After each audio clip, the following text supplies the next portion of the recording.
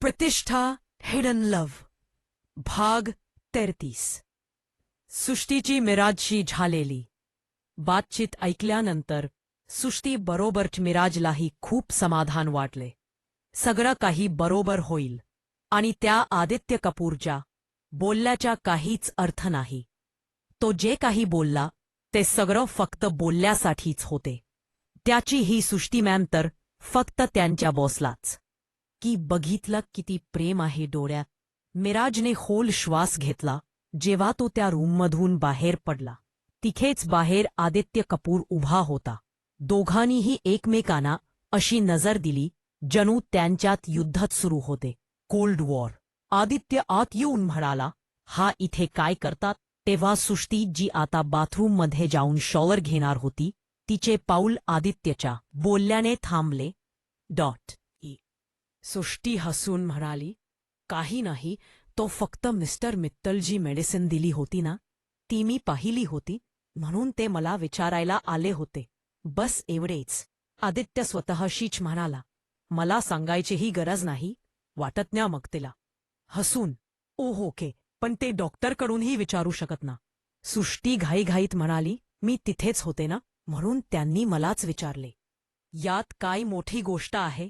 आणि आदित्यला म्हणाली, प्लीज तुम्ही जाऊ शकत ना, मला आता हातातले कपडे दाखवाले. आदित्य, ओके, मी हे सांगायला आलो होतो.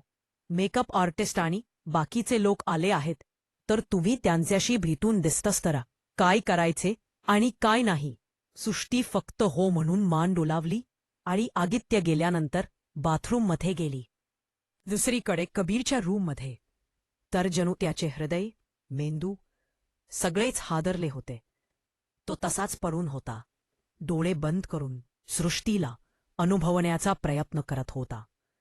तिचा तो सुगंध आजही तोच आणि तसाच मनमोहक होता जो त्याला आवडायचा. पण तेव्हा ती एक मासूम मुलगी आता एक परिपक्व स्त्री बनली होती. एक परिपक्व महिला जी सर्वांशी बोलणेही शिकली होती. तिचा हा नवा अवतार पाहून कबीर स्वतःच थक्का झाला होता.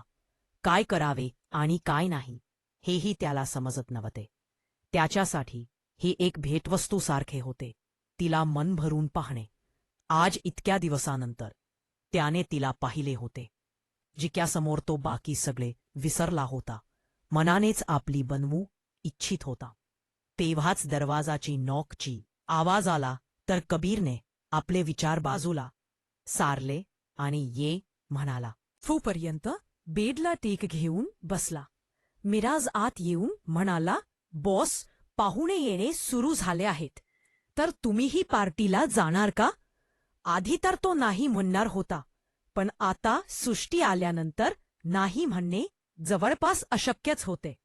कबीरने मिराजकडे पाहून म्हटला, मी येतो, माझ्यासाठी सूट रेडी कर. मिराज घाबरत घाबरत म्हणाला, सर, ते मेल मेकअप आर्टिस्ट.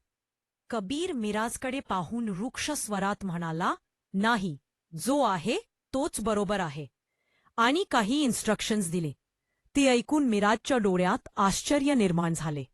कबीर जाताना मिराजला म्हणाला, एक गोष्ट सांग, ती इथे का आली होती आणि मला एका क्षणात ओळखलेही. तुम्ही पाहिले ना माझा मुलगा कसा दिसतो? तो कोणावर गेला आहे? पाणी आलं. तो स्वतःला सावरत हसून म्हणाला, बॉस, तो पूर्णपणे तुमच्यासारखाच आहे. तुमची कार्बन कॉपी खूप शैतान आहे. काय? बेच मिराजने जीभ चावली आणि नजर इकडन तिकडन फिरून स्वतःलाच शिव्या घालू लागला. कबीर त्याला बघून घूरत म्हणाला, ही असली बोलण्याची पद्धत आहे का तुमची? मिराज थोडंसं दुर्लक्ष करून हसत म्हणाला, याचा अर्थ त्या आजही फक्त तुमच्यावरचा. आणि तो गप्प झाला. हे साधे शब्द होते, पण कबीरवर त्यांचा जादूचा परिणाम असा झाला, ज्याने त्या शब्दांनीच आपले काम केले. त्यात एक उत्साह भरला. त्याने आज स्वतःला पुन्हा 4 वर्षापूर्वीच्या त्या कबीरसारखे स्वतःला तयार केले. त्याच्या चेहऱ्यावर आज एक शांतता होती, पण थोड्या कमी प्रमाणात त्यात एक भीतीही होती. कुठे पुन्हा एकदा ते वेगळे होऊ नयेत. म्हणून तो स्वतःकडून जितके शक्य तितके संयम ठेवू इच्छित होता. तिच्या सांगण्याशिवाय तिला स्पर्श करायचा नव्हता, किंवा तिला दुखावेल असे काहीही करायचे नव्हते. खरे म्हणतात ना, ज्याला आपण मनापासून प्रेम करतो त्याला थोडासुद्धा दुखावण्याची भीती वाटते. कुठे तो पुन्हा आपल्यापासून दूर जाऊ नये हाच विचार करून कबीरच्या डोळ्यात असुरक्षितता होती, जी तो लपवू इच्छित होता. आज जवळपास 4 वर्षानंतर हा डेव्हिल CEO पुन्हा एकदा समोर येणार होता, आणि तोही फक्त आपल्या एंजल आणि मुलासाठी. मिराजही आपल्या बॉसला असे पाहून खूप खुश होता. त्याच्या बॉस परत आपल्या खऱ्या जगात परत आला. जो 4 वर्षे अंधारातच होता, तो आज स्वतःला प्रकाशात आणू इच्छित होता. थोड्याच वेळात पाहुणे येणे सुरू झाले होते. कोणालाही माहीत नव्हते की आज कबीर मित्तळही या पार्टीचा भाग होणार आहे, आणि तोही स्पॉटलाईटमध्ये येणार आहे. कबीरने मिराजला विचारले, तुमची मॅम आणि छोटे सर आले का? मिराज कानातील ब्लूटूथद्वारे कनेक्ट होऊन म्हणाला, हॅलो विराज, मॅम आणि छोटे सर आले का की नाही तिथे? विराज तिथून म्हणाला, नाही सर, ते दोघेही नाही आले. आत नाहीत. फॅमिलीबरोबर अनेक नामवंत लोकांनीही आपल्या फॅमिलीसह इथे हजेरी लावली होती. कपूर ग्रुपचे ज्येष्ठ CEO मिस्टर नवीन कपूर यांच्या 70वा वाढदिवस होता, आणि त्यांच्या नातवाच्या भारतात येण्याच्या आनंदाने ही पार्टी आयोजित केली होती. आता ते फक्त कधी कधी इथे येत असत. इथले सगळे काम आदित्य कपूर इटलीत राहूनच सांभाळत होता. दिल्लीहून एकापेक्षा एक श्रेष्ठ लोक चालत होते. त्यात मेते दिल्लीहून एकापेक्षा एक श्रेष्ठ लोक चालत होते, आणि ती होती मिसेस अर्पणा मित्तल, जी आपल्या लहान मुलगा देवांश आणि गोड मुलगी रीमाबरोबर आली होती. त्यांच्यासोबत त्यांचे पती अमर मित्तल नव्हते. सगळ्यांच्या नजरा तिच्यावरची खिळली होती. कबीर सर कुठे आहेत, जे गेल्या 4 वर्षांपासून गायबच आहेत?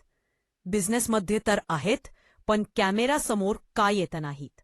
दुसरीकडे विराजने रेडी होत असलेल्या कबीरला पाहून म्हटले, सर, बडी मॅम, रीमा मॅम आणि देवांश सरही आले आहेत. कबीर फक्त हा म्हणाला आणि आपले काम करू लागला. तिथेच उभा विराज स्वतःशी म्हणाला, हे काय, हा कसला नवरा आहे जो अशा रीतीने रेडी होतोय? किती वेळ झाला? अर्धा तास उलटला तरी तो आरशासमोर उभा आहे. साता मुलांनाही इतका वेळ लागतो का? मॅडमना लागला तर समजू शकतो, पण इथे बॉसही. कबीर आरशाच्या प्रतिबिंबातूनच विराजला पाहत होता. दुसरीकडे आई मुलगा दोघेही रेडी होत होते, आणि सार्थक सतत आपल्या समोर ठेवलेल्या कपड्यांकडेच पाहत होता. त्याच्या मम्माने आज का केले होते तो काही समजू शकत नव्हता. सार्थक तोंड वाकडे करून म्हणाला, मम्मा, हे काय? तुम्ही मला डॅडाच्या सारखे कपडे का नाही घातले? तुम्हाला माहीत आहे ना मला.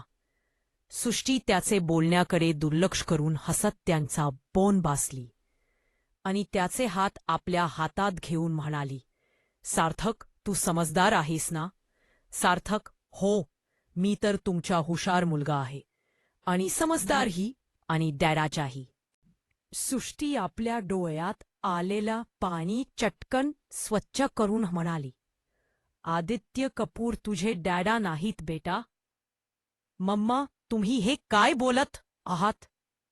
कथा आवडता असल्यास लाईक, कमेंट, शेअर, पाईक करायला विसरू नका.